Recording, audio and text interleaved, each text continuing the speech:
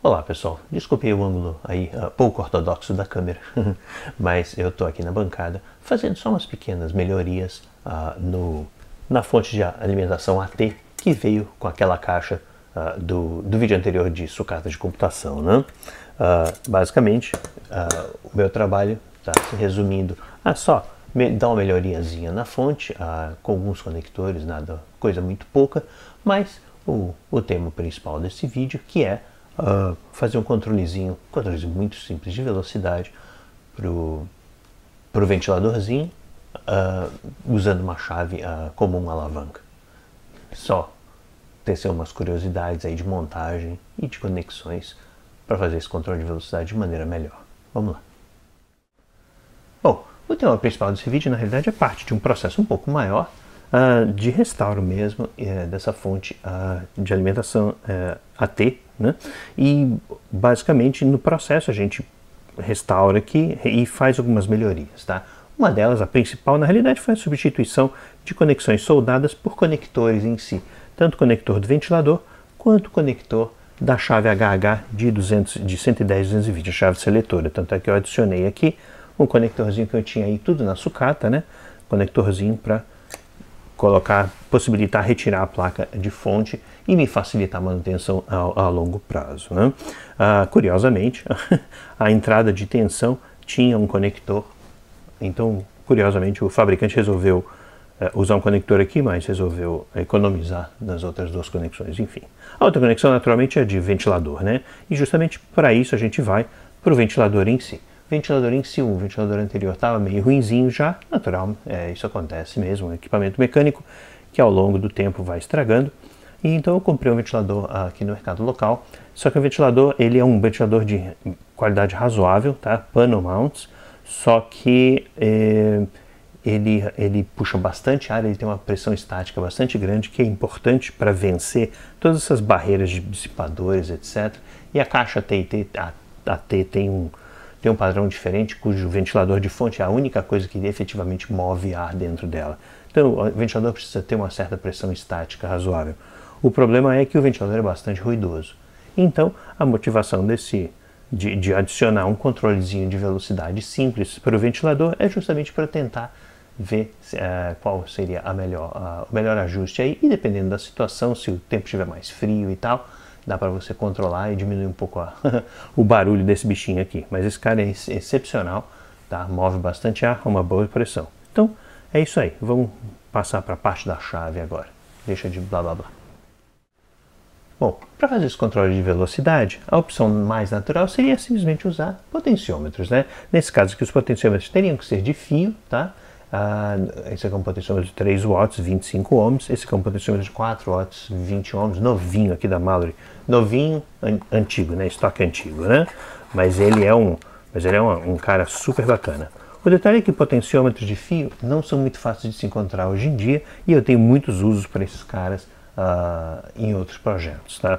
Então eu preferi abandonar essa ideia e usar um controle discreto, só com algumas velocidades pré-selecionadas. Por isso que eu usei uma chavinha alavanca que eu tinha aí na sucata. Bom, a chave que eu tinha aí na sucata, tá? É uma chave do tipo alavanca, tá? E ela, na realidade, as chaves alavanca, na realidade, elas normalmente têm duas posições. Então, um lado da alavanca, ele conecta os dois terminais opostos, né? Então, quando você vira para o outro lado, essa chave alavanca conecta os outros terminais opostos, né, ao ângulo, né?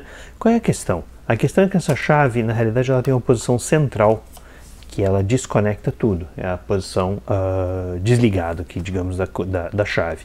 E essa posição me traz um problema. Por quê?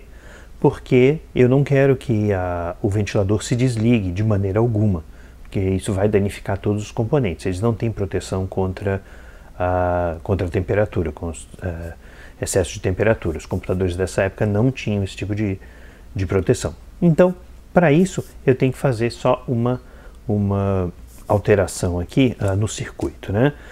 Então, basicamente, o que eu tenho aqui no circuito é o conector, tá? De 12 volts. Esse aqui é o conector da fonte. Ele é uma fonte, ele não tem controle de temperatura, não tem nada, ele simplesmente entrega os 12 volts para o ventilador de maneira direta. Tá? Então aqui, neste caso, eu tenho a minha chave tem duas posições, né, na realidade, um dos polos aqui, eu tenho o polo central e o outro polo, quando ele faz a comutação, a alternância aqui.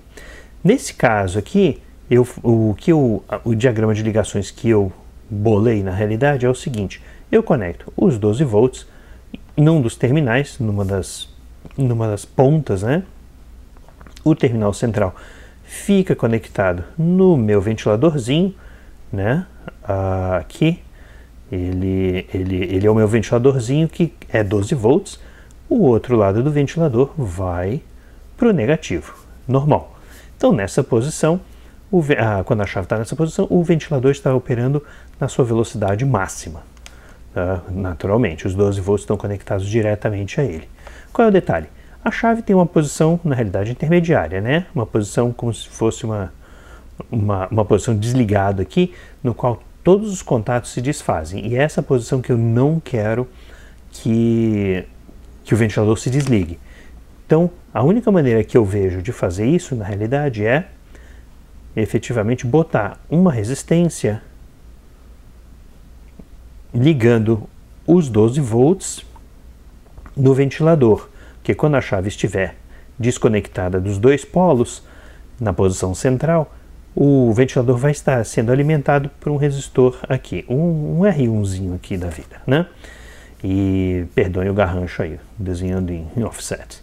Mas, então esse R1, na realidade, ainda vai entregar uma certa tensão para o ventilador. Esses resistores eu estou fazendo só por experimentação, tá? Não tem nada demais aí não. Eu depois mostro os valores direitinho. Então tá bom, com a chave ligada, o resistor R1 é ignorado, porque afinal é um curto-circuito. Com a chave no meio, o ventilador é alimentado através do resistor R1. E com a chave nessa outra posição aqui, quando a chave for para a segunda posição, naturalmente eu tenho que conectar o ventilador, esse terminal do ventilador, em algum outro elemento, para que eu tenha uma segunda velocidade, né? Então, como eu faço isso? Na realidade, eu faço isso da seguinte maneira: eu ponho um segundo resistor aqui, conectado neste polo, porque aí, na realidade, esse aqui é o meu R2, olha o garrancho, é o meu R2. Esse meu R2, na realidade, ele vai fazer o quê? Quando eu mudar essa chave para cá, ele vai se conectar pelos 12 volts no polo positivo do motor. O detalhe é o seguinte: tanto esse polo do R2 quanto este polo aqui, essa perna do R1 vão estar conectados ao motor, o que vai efetivamente colocar R1 em R2 em paralelo.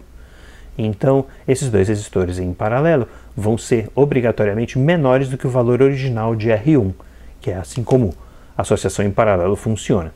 Então, no final das contas, a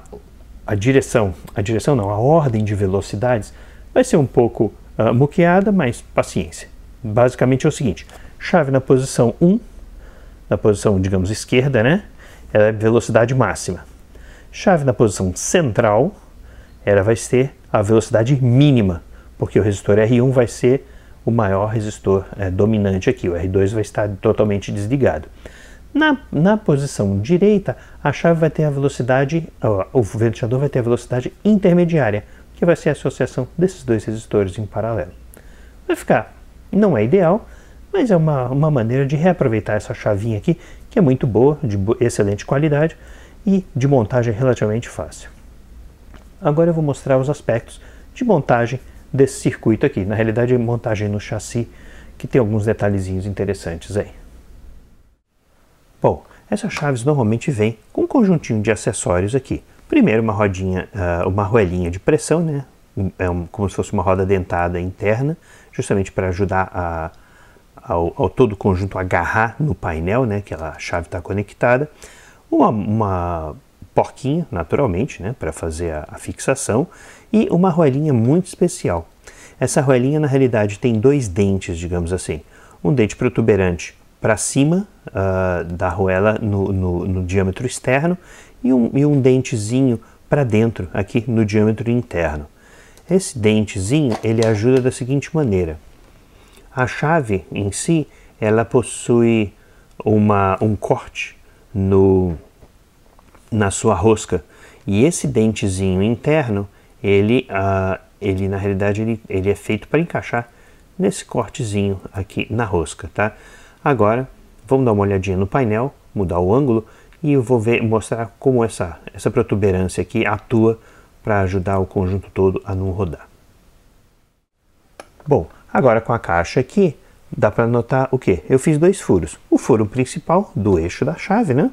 E um furo menorzinho aqui, justamente para encaixar esse chanfrozinho aqui.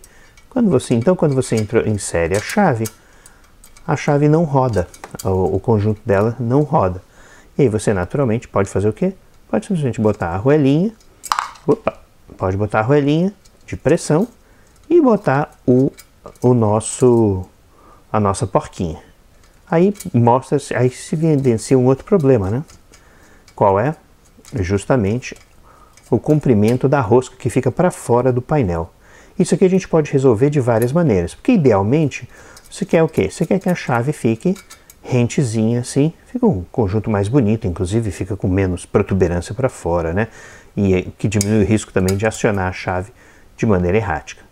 Então você pode resolver esse problema de algumas maneiras, usando a criatividade e materiais de sucata também. Bom, para resolver a questão da distância, você pode resolver isso de várias maneiras. Uma delas, naturalmente, que é a mais óbvia, é usar uma contraporca. Põe uma porca, põe uma segunda porca e na distância exata do painel. O problema desse uso é que essas porcas são difíceis de encontrar e eu não quero retirar de outra chave que eu tenho aí, idêntica. Eu não quero deixar outra chave sem o seu sistema de suporte, tá? Então, para resolver, outra maneira de resolver isso aqui é pegar arruelas mais ou menos desse mesmo diâmetro interno e externo também e empilhá-las aqui, empilhar arruelas grossas, empilhar um número para fazer a distância correta. O problema é que a chapa é fina e essa rosca é muito grande, então eu teria que empilhar um número grande de arruelas, sem contar que essas arruelas estão no limite da bordinha do ventilador na montagem lá. Então, se eu empilhar o número de arruelas, a montagem vai ficar um pouco complicada.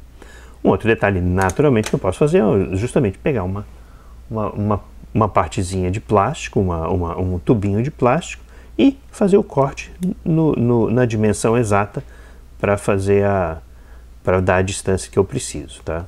Isso aqui é uma boa alternativa e ela não tem a protuberância tão exagerada quanto um conjunto de arruelas grandes. E uma outra alternativa, isso que eu aprendi com meu pai, é usar uma mola. Uma mola, se a mola tiver um diâmetro muito bom, muito próximo e tiver uma rigidez razoável nos fiozinhos dela, você vai conseguir fazer com que a compressão da mola ajude a dar o distanciamento correto aqui. Naturalmente você põe a mola, e aí você põe a arruelinha de pressão e aí o conjuntinho fica pronto para ser colocado no painel aqui sem problemas. E se a mola for muito longa, você simplesmente faz o corte também como outra qualquer. Isso, no caso, é só realmente para reusar componentes de sucata, nesse caso. O problema da mola é que se você tiver uma mola muito larga e muito molenga, muito fina, né? A mola vai se torcer, vai empilhar os nós dela, né? Os laços dela, e aí a chave vai ficar muito mambembe. Então, basicamente é só isso aí, diversas abordagens aí para essa montagem mecânica que eu acho interessante. Eu raramente vejo isso documentado por aí, e usando a criatividade com os materiais de sucata é sempre uma boa. Bom, tá aí o resultado final. Tá preso aqui, acabei usando a molinha. Tive só que tirar uns 2 elos aqui, uns 2 laços aqui da molinha, só para caber bem. E também não precisei, por causa da mola, não precisei da arruela de pressão. Guardei para um próximo projeto. Os resistores estão montados de maneira um pouco mambembe, mas simplesmente porque eu não queria adicionar mais uma placa com suporte, etc, etc. E aí, bom, ligado aqui na fonte da Keysight, agora dá para testar bem, né? Esse é o barulho original dela. Essa é a velocidade máxima, estrategicamente posicionada para cima, né? Posição central, velocidade mínima. E posição inferior, velocidade intermediária. Tá aí, funciona bem. O resto agora é só montar a fonte, a placa da fonte está aqui atrás. Substituir o papel, um papel encerado por um pedaço de plástico resistente à temperatura. E no mais aí, a fonte está joinha. Vai ficar muito bem, muito boa. Continuando esses trabalhos no computador do PCAT, continuo isso em um próximo vídeo. Mas é isso aí. Ficamos por aqui. Espero que vocês tenham gostado e até a próxima. Aquele abraço.